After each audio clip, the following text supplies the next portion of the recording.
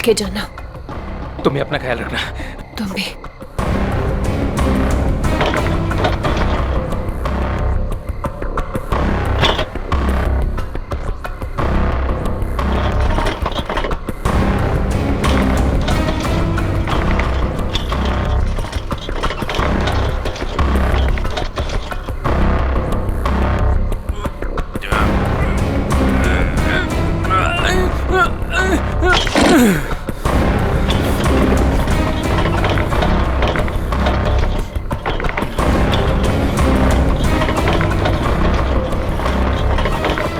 अरे राजू, इतनी देर रात भाई कहाँ जा रहे हो? वो भी बोरिया बिस्तर बांधकर मीता भाभी ने कहीं घर से तो नहीं निकाल दिया? नहीं, ये उसी का सामान है। वो अपने ससुराल जा रहा हूँ। लो कर लो बात है। शादी के पहले लड़की दहेज देती है और शादी के बाद पति। बुरा मत मान, मजाक कर रहा था यार। वैसे बीवी को खुश रखना आज के डेट में बहुत जरूरी है। इससे पूछ, आज इसका हैप्पी बर्थडे है। अभी हम लोग डिनर करके वापस आ रहे हैं, वो भी महंगे वाले रेस्टोरेंट में। चलना यार, देर हो रही है। राजू, अब ये तुझे नहीं पकाएगा। चलते हैं। चलो के बाय। चलो।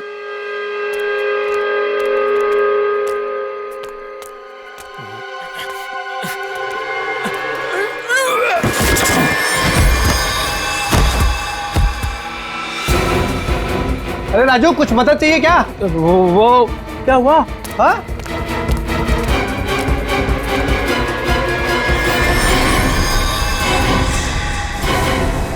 लाश! लाश! ए राजू, तू लाश लेके जा रहा था? हाँ? ए राजू! ए राजू! ए राजू!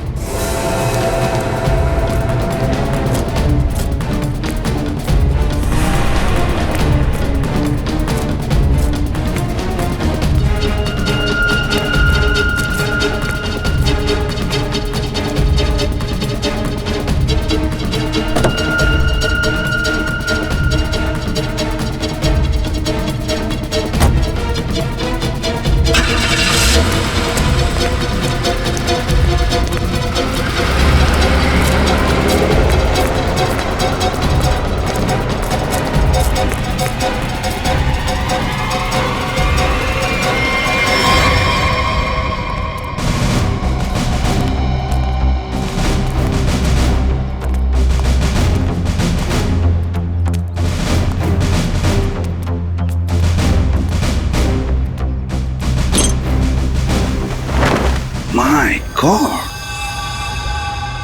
अरे बाप रे, कितनी बेरहमी से मारा है।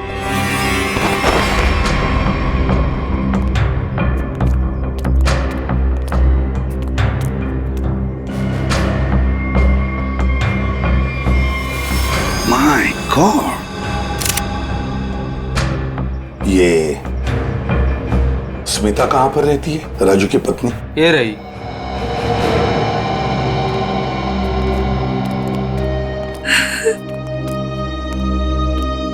तुम स्मिता हो, राजू की पत्नी?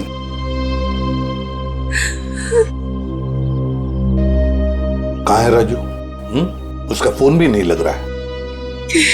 नहीं मालूम। देखो स्मिता, नहीं मालूम बोल के काम नहीं चलेगा।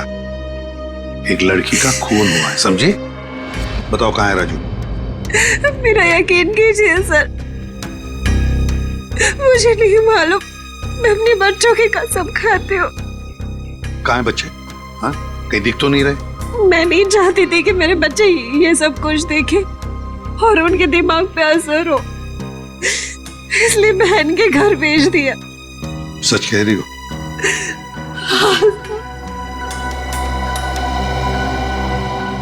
देखो स्मिता, एक बात बताओ, क्या राजू इस लड़की को जानता था? क्या उसका इस लड़की के साथ कोई झगड़ा था, कोई दुश्मनी? तुम जानती हो इसके बारे में कुछ? मेरा यकीन कीजिए सर, राजू ने नहीं मारा है इसको। कैसे यकीन करे? हाँ? तुम्हारा पति राजू रात को चोरी छुप के एक कटे हुए लाश के टुकड़े बैग में भरता है और वहां से भाग जाता है। हाँ? और तुम कहती हो कि यकीन करूं? वो गया था सर चोरी छुपे, क्योंकि हम लोग बहुत डर गए थे सर। डरता वही है जिसने जुर्म किया है, समझी? अगर तुमने जुर्म नहीं किया है तो फिर ये लाश और ये बैग यहाँ पर कैसे? बताओ। कल दोपहर में जब वो घर आया तब वो बहुत खुश था।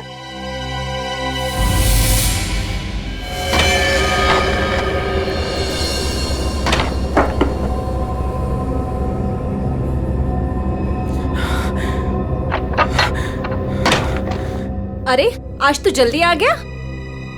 बच्चे कहाँ हैं? बच्चे बाहर खेलने गए। पर तो ये कर क्या रहा है? बताता हूँ, सब बताता हूँ। हाँ मैं सर। अरे पर खिड़की दरवाजे क्यों बंद कर रहा है तो मेरे साथ देख, लॉटरी लग गई है, हमें लॉटरी लग गई है। ये सूटकेस किसका?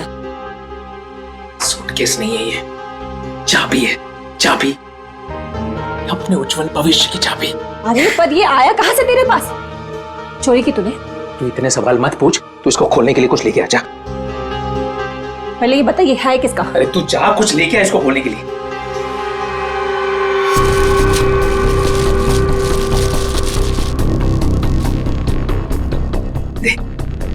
पर ये है किसका?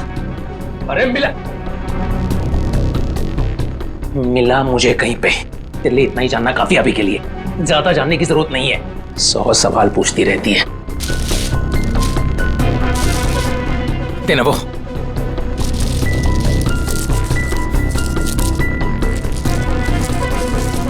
पागल हो गया है तू। इसको बैठाते हैं नीचे, आराम से, आराम से,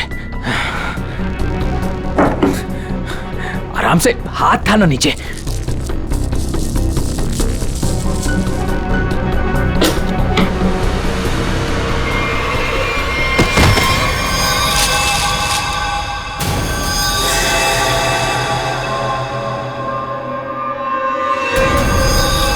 राजू, ये क्या है?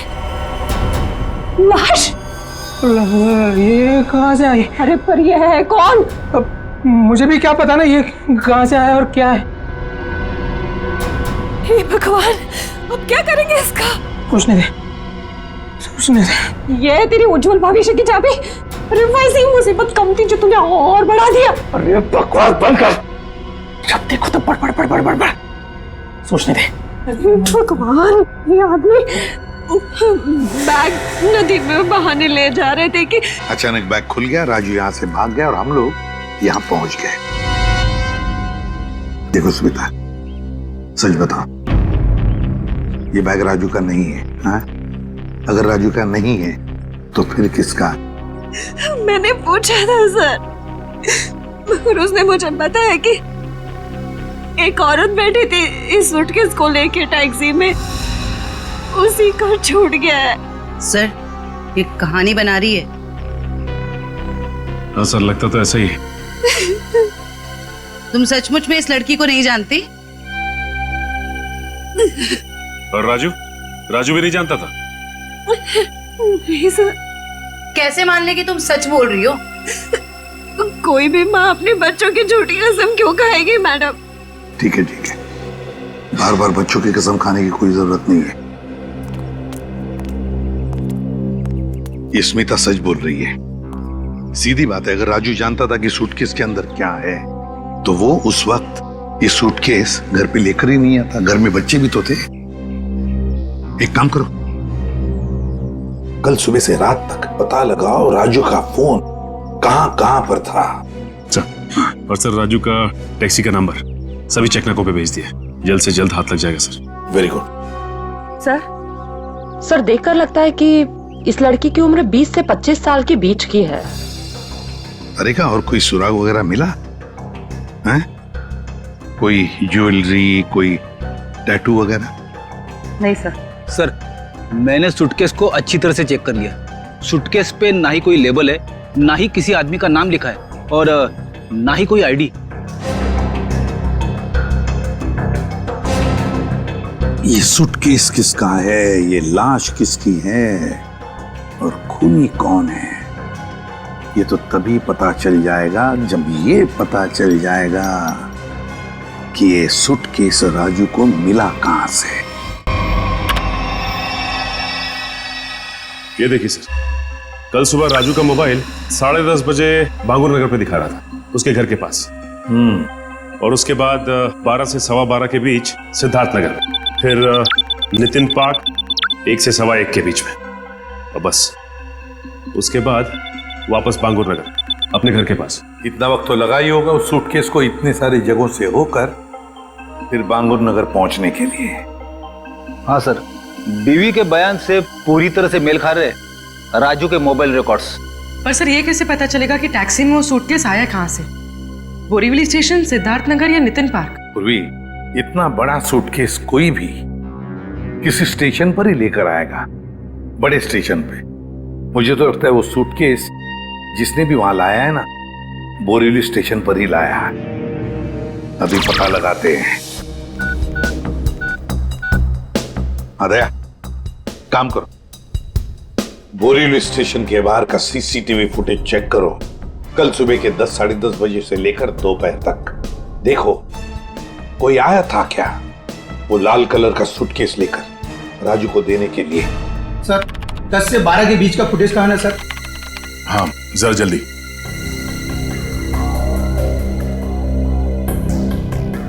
ये लीजिए सर।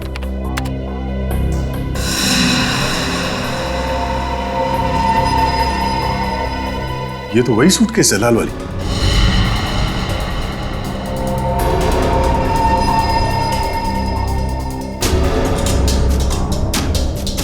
मतलब सर ये वही लड़की है जिसने राजू की टैक्सी में वो सूटकेस छोड़ा जिसमें लाश थी।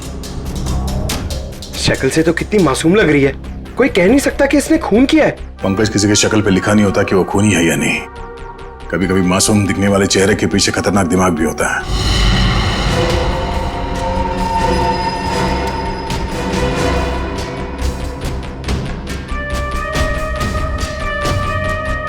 तो ये लड़की बोरीवली स्टेशन में बैठी थी और यहाँ से राजू की टैक्सी निकली शायद सिद्धार्थ नगर, क्योंकि अगली बार उसका फोन ट्रैक हुआ था सिद्धार्थ नगर में। सर शायद ये लड़की सिद्धार्थ नगर में रहती है। हो सकता है। सिद्धार्थ नगर चल के पता करते हैं किसी ने इस लड़की को वहां पे देखा है क्या। जरा इस लड़की के चेहरे पे जूम करो। बस बस, प्रिंट आउट निकालो उसका।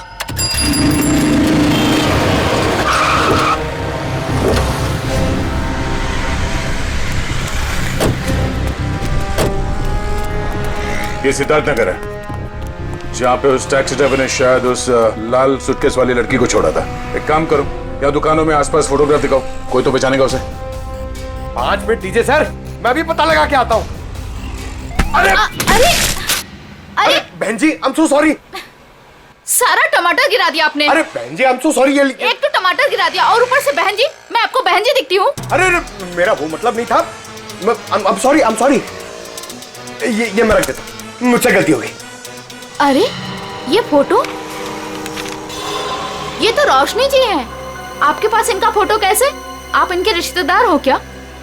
आप इससे पहचानते इस औरत को? हाँ जानती हूँ, लेकिन आप लोग कौन हैं? वो हम लोग सीआईडी से एक केस के सिलसिले में इनसे जरा। केस? जी, एक केस के सिलसिले में। आप जानती हैं रोशनी कहाँ रहती है? हाँ वो तो पास में ही रहती है। आप हमें वहाँ ले जा सकती? जी मैं बता सकती हूँ, मगर मेरे टमाटर। ओ, वो टमाटर हम दिलवा देंगे। आइए। ओके आइए आइए।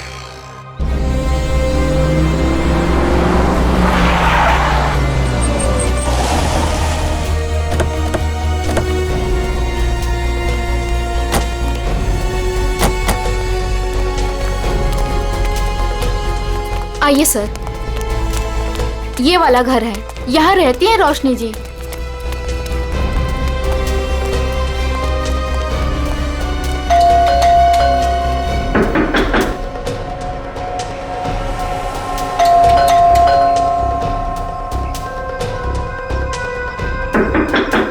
लगता है घर में कोई नहीं है।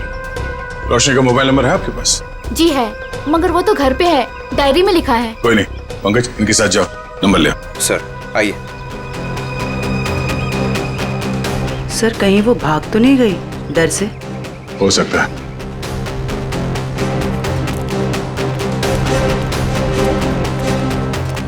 अरे लता जी, आप यहाँ रोशनी से मिलने आई है क्या? नहीं, मैं मिलने नहीं आई हूँ, ये सीआईडी वाले रोशनी जी से मिलने आए हैं। सीआईडी क्यों? कुछ गड़बड़ हुई है क्या? नहीं कोई गड़बड़ नहीं है, रूटीन इंक्वायरी है। वैसे आपकी तारीफ? मैं ऋषि, रोशनी का पड़ोसी। अच्छा, आपने रोशनी को घर से बाहर जाते हुए देखा? हाँ, कुछ 1 घंटा पहले। काफी परेशान लग रही थी वो। परेशान थी? हाँ, कुछ बड़बड़ा रही थी वो। पुलिस स्टेशन कुछ कह रही थी। रोशनी पुलिस स्टेशन गई है? वो तो मालूम नहीं, मैंने उसे पूछा भी कि क्या हुआ है। बोली कि अभी थोड़ा जल्दी में हूँ, आके बताती हूँ। अच्छा, ये रोशनी यहाँ अकेली रहती है? नहीं नहीं, अपने पति आलोक के साथ में रहती है, लेकिन फिलहाल वो भी नहीं है। अब क्या करें सर? अरे ऐसे कैसे दरवाजा खोल दिया आपने?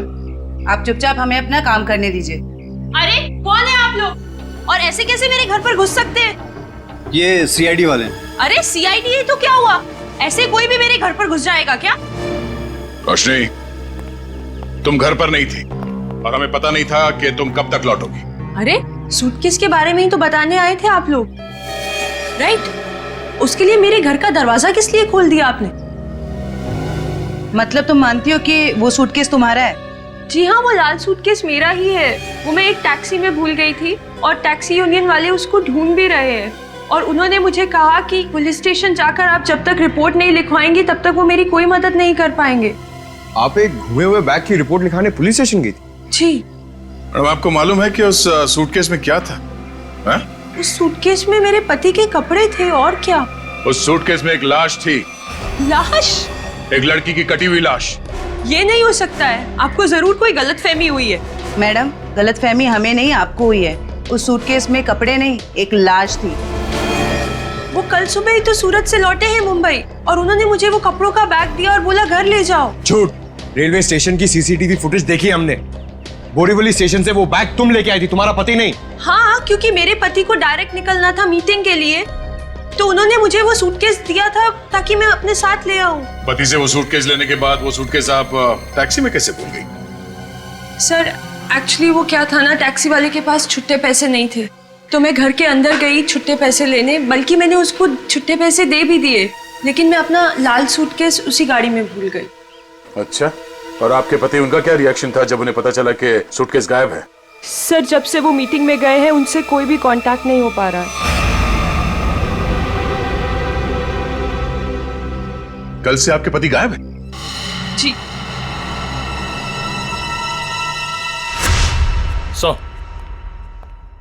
हाँ निखिल। सर आलोक के बारे में कुछ पता नहीं चल पा रहा है और उसका फोन भी बंद आ रहा है। ओह, आलोक ऐसा नहीं कर सकते। मुझे इतनी बड़ी मुसीबत में फंसाकर वो कहाँ गायब हो सकते हैं? सर, रोशनी की बात कंफर्म हो गई है।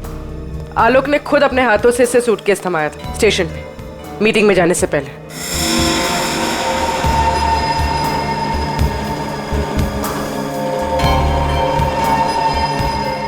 मैं आप लोगों से झूठ क्यों बोलूंगी? आप पे शक करने की वजह हमारी कोई पर्सनल नहीं, लेकिन जब तक खूनी पकड़ा नहीं जाता हम हर किसी से सवाल जवाब करते हैं। आलोक ने सूटकेस तुम्हें मुंबई में ला कर दिया था, सूरत गया था। इसका एक ही मतलब है कि उसने उस लड़की का खून किया सूरत में, और उस लड़की की लाश के टुकड़े उस बैग में भरे, उस सूटकेस में, और मुंबई लेकर आया। नहीं सर, आलोक ऐसा नहीं कर सकता। वो किसी का खून नहीं कर सकता। वो बेकसूर है सर। वो बेकसूर है तो फिर उसका फोन क्यों बंद आ रहा है? कहां छुप के बैठा है वो, बताओ, और क्यों? मुझे तो खुद टेंशन हो रही है सर, कहीं वो खुद किसी मुसीबत में तो नहीं है। ये बताओ, वो सूरत क्यों जाया करता था? सर, उनका कपड़ों का व्यापार है और वहाँ पे वो सामान खरीदने और बेचने जाते थे। सूरत में जाके कहां ठहरता था वो? रिवर किंग होटल में सर। रिवर किंग होटल, सूरत। बॉस उस लड़की का चेहरा बना लिया, लगभग ऐसा है वो चेहरा। देखो रोशनी, क्या इस लड़की को तुम पहचानती हो? इस लड़की को तुमने कभी देखा है? ये तो ईशा है सर, आलोक के बचपन की दोस्त। ईशा? हाँ सर, ये तो सूरत में रहती है। ईशा, आलोक की बचपन की दोस्त ईशा सूरत में रहती है।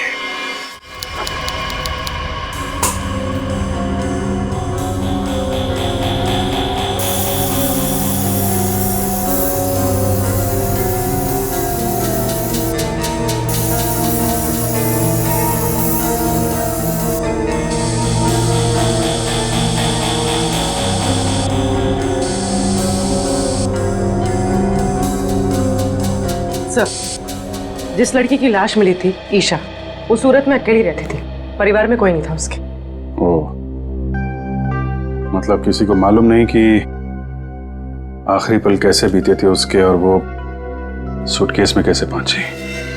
हाँ सर, उसके कॉल रिकॉर्ड से भी कुछ खास पता नहीं चला। बस ये मालूम पड़ा है कि उसका फोन आखिरी बार यहीं पर ऑन था। और ये उसकी तस्वीर। मैं साहब जी, ये लड़की यहाँ पे आई थी जब आलोक यहाँ पे ठहरा हुआ था? नहीं सर। अच्छा, आपने देखा इसे?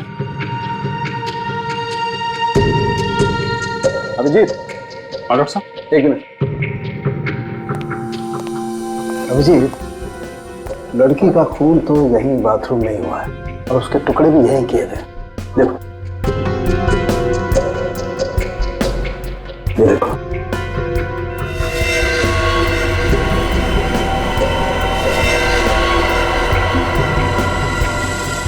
इसके बाद टुकड़ों को सूटकेस में डाल के बाहर फेंक दिया गया। बिल्कुल।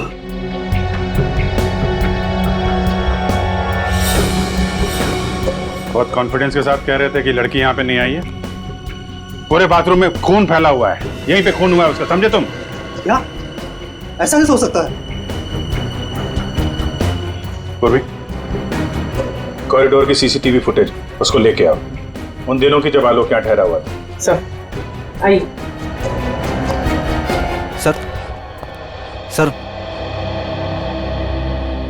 ले जाके कुछ सेटलमेंट हो सकता है क्या सर? क्या है सर कि मैं नहीं चाहता सर कि होटल का इतने सालों का नाम सर एक छोटी सी बात के लिए सर मिट्टी में मिल जाए। Please sir.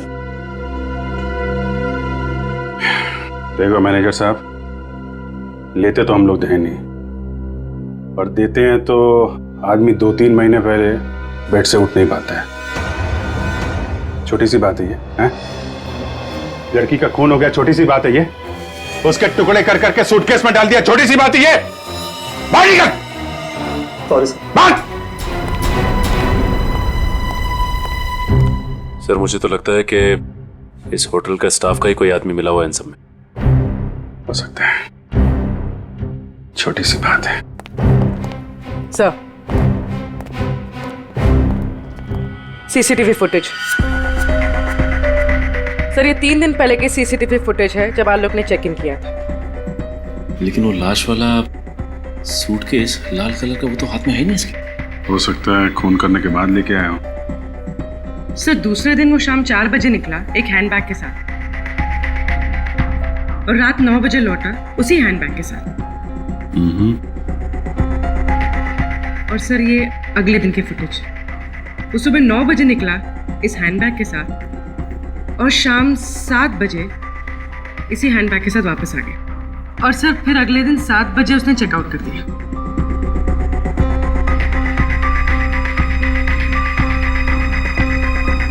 मतलब पूरे स्टे के दौरान ना तो वो लाल सूटकेस उसके कमरे में गया और ना ही ईशा। सिर्फ वही तो सबसे हैरानी की बात है कि ये सब कुछ हुआ कैसे।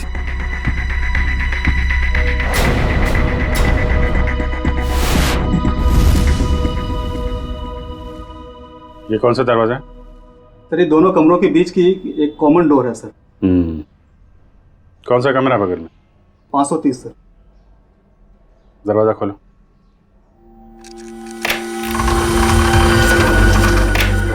आइए सर।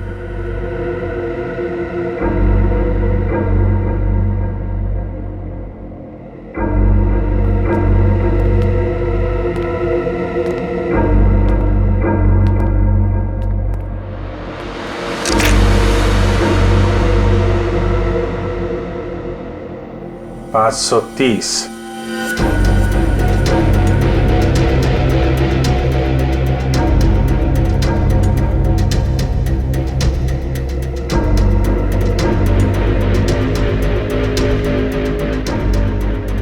530। नहीं सर, 529 और 530 अगल बगल का कमरा और बीच में कॉमन दरवाजा। कौन ठहरा था यहाँ पे? ये मैं तो नहीं जानता सर, रिसेप्शन पे पूछना होगा। सचिन, जरा पता करो कौन ठहरा था यहाँ पे। सर। पूर्वी, इस कॉरिडोर की फुटेज फिर से चेक करते हैं, देखते हैं कौन कौन आया इस 530 नंबर में।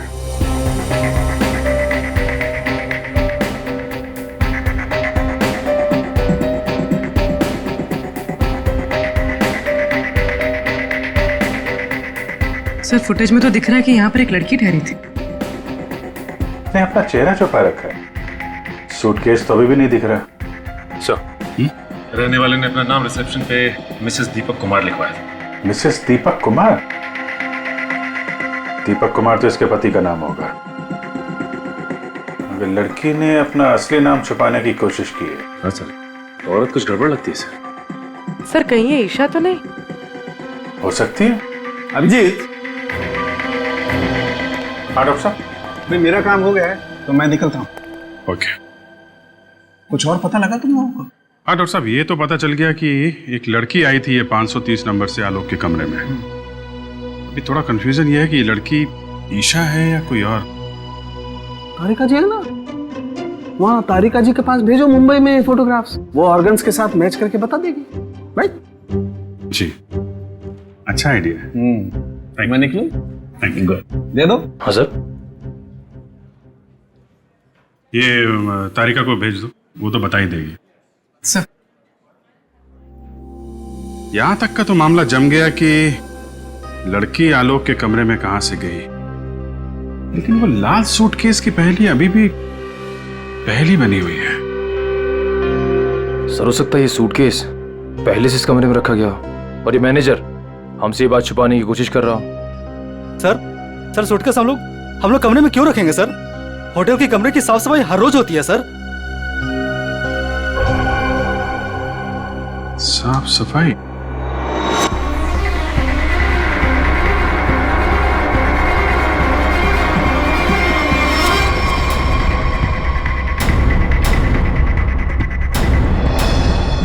मैनेजर साहब, हाउसकीपिंग की ट्रॉली तो कमरे के बाहर ही रहती है ना, तो फिर ये ट्रॉली आलोक के कमरे में कैसे गई? ऐसा हो ही नहीं सकता सर, ट्रॉली रूम के बाहर ही रहती है सर। ऐसा हुआ है। जरा बुलाइए उस हाउसकीपिंग वाले आदमी को, मुझे वो ट्रॉली चेक करनी है।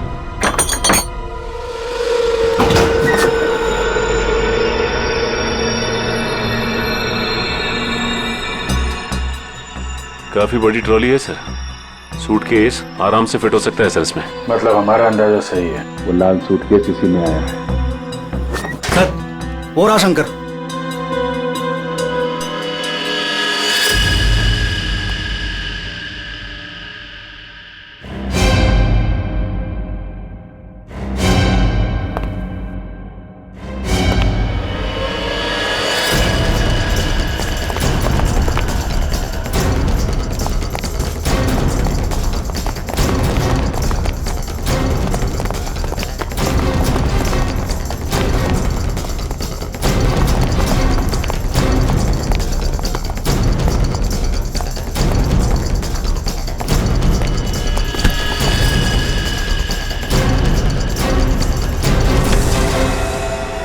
बहुत हो गई कसरत, अब कुछ बातें करें। मैंने कुछ नहीं किया सर, मैं सच कह रहा हूँ सर, मैंने कुछ नहीं किया सर। सच तो वो सीसीटीवी कैमरा भी कह रहा है, जिसने तेरी शक्ल साफ साफ देखी है रूम में ट्रॉली ले जाते हुए, कमरा नंबर 529। किसके कहने पे किया? सर उसने मुझे पैसे दिए थे सर, ट्रॉली में छुपाकर कमरे में ले जाने के लिए सर। क्या? ट्रॉली के अंदर आदमी छुपा था? कोई बैग भी था उसके पास? हाँ सर, लाल रंग का एक बड़ा सा सूटकेस था सर।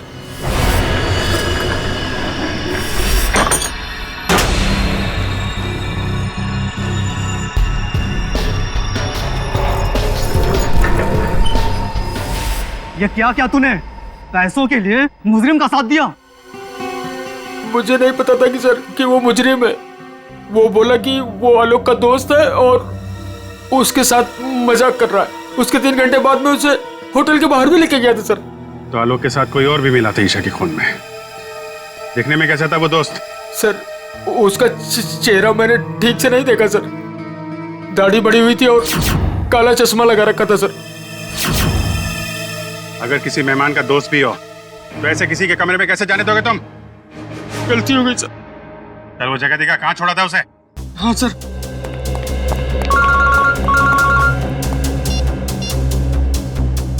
हाँ डॉक्टर तारिका, मेल किया है? ठीक है, मैं चेक करती हूँ। सर बस यही उतार दिया था मैंने उसे सूटकेस के साथ, फिर सर वो उस गेट से बाहर चला गया था। यहाँ पे इस जगह पे हैं? हाँ सर।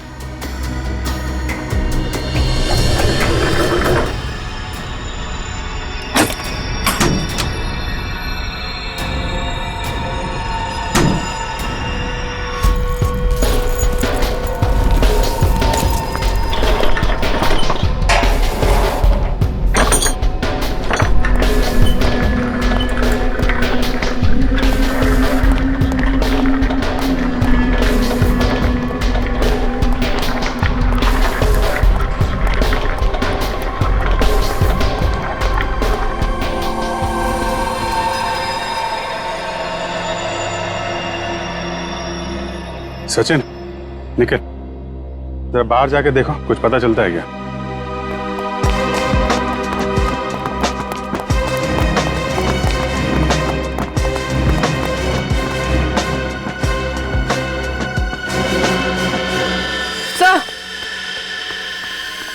सर ये देखिए, ईशा का हाथ, इसकी छोटी उंगली मुड़ी हुई है।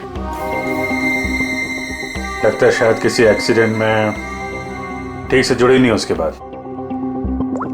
अब सर ये देखिए, मिसेस दीपक कुमार के छोटी उंगली। हैं?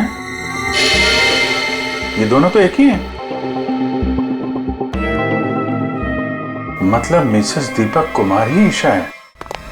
यहाँ से बाहर तो पूरी गलियां ही गलियां हैं, वो कहीं भी बाहर जा सकता है। हाँ सर, और हमने आसपास पूछताछ भी की है, लेकिन किसी को कुछ याद ही नहीं है कि उन्होंने 2 दिन पहले ऐसे किसी को देखा हो। तगड़ी प्लानिंग की थी। पर सर सीसीटीवी फुटेज के हिसाब से तो ईशा आलोक के कमरे में गई नहीं थी, तो आलोक के बाथरूम में उसका खून कैसे हुआ?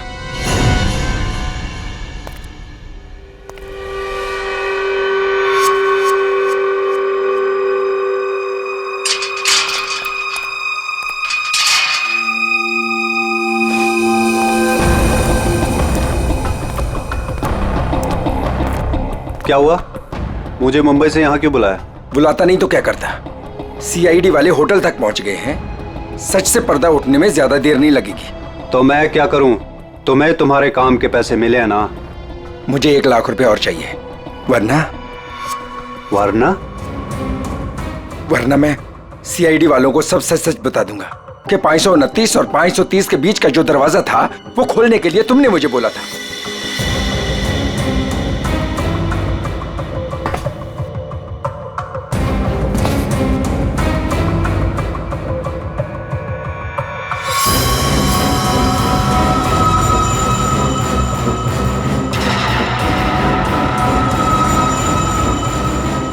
अरे यार, मैं तो मजाक कर रहा था, तुम तो बुरा मान गए यार।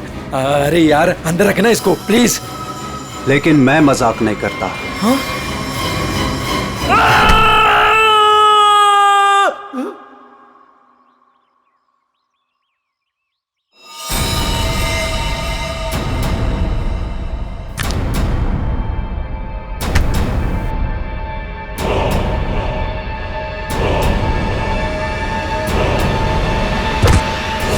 मैं ऋषि, रोशनी का पड़ोसी।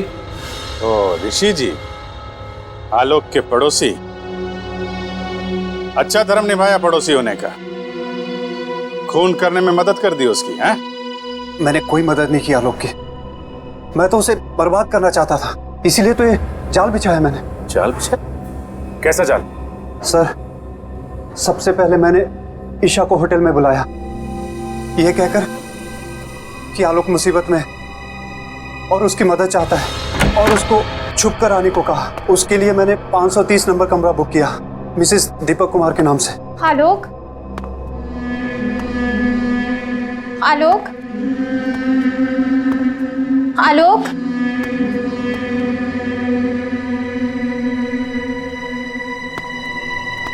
आलोक,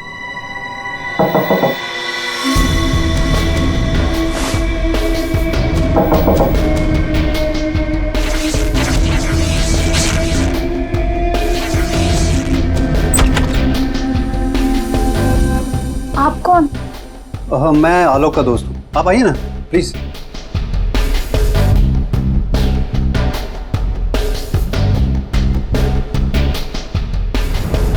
आलोक कहाँ है?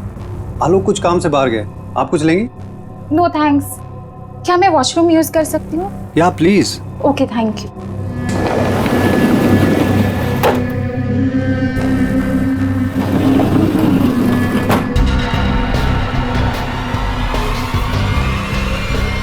उसके बाद ईशा की लाश के टुकड़े किए बाथरूम में और फिर उस लाल सूटकेस में डाल दिया। हाँ सर, मैंने हाउसकीपिंग वालों को रिश्वत दी थी, इसलिए सूटकेस आराम से होटल से बाहर पहुंच गया।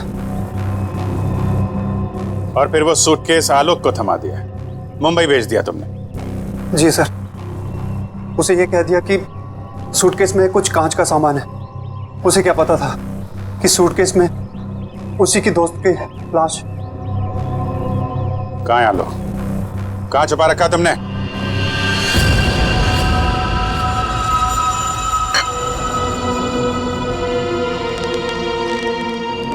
देखो, ये सब करके तुम बच नहीं पाओगे। कोई तुम्हारी बात पर यकीन नहीं करेगा कि पहले मैंने ईशा को मारा और फिर खुद की जान ली। मुझे क्यों फंसा इस सब में? मैंने क्या बिगाड़ा आपका? किस्मत खराब थी तेरी कि ये सब तेरी टैक्सी में हुआ। अब सबको यही लगेगा कि आलोक ने पहले तुझे मारा और फिर खुद की जान ले ली।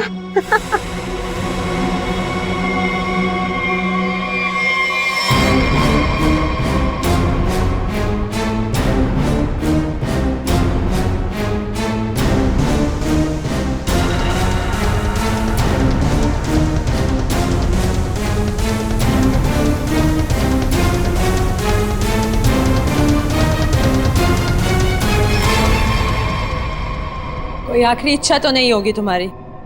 होगी भी तो पूरी कौन करेगा?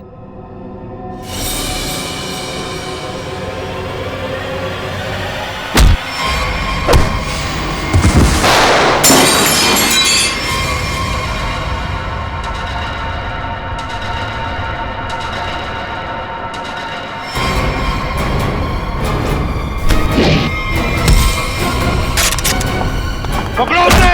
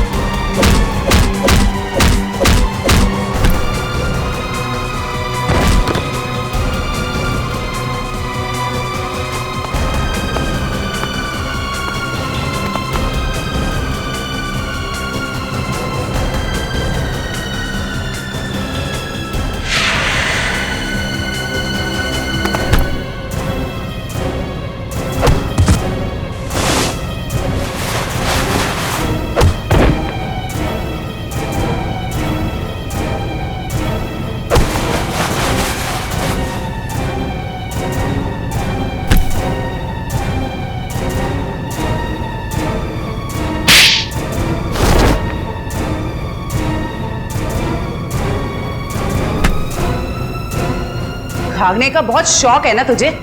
पहले अपना मेकअप तो करवा ले।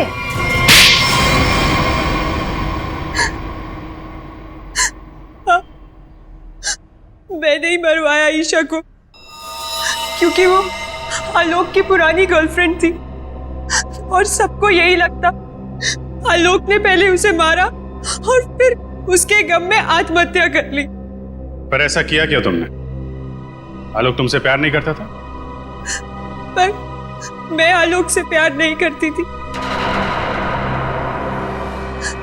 मैं अपने पड़ोसी ऋषि से प्यार करती थी।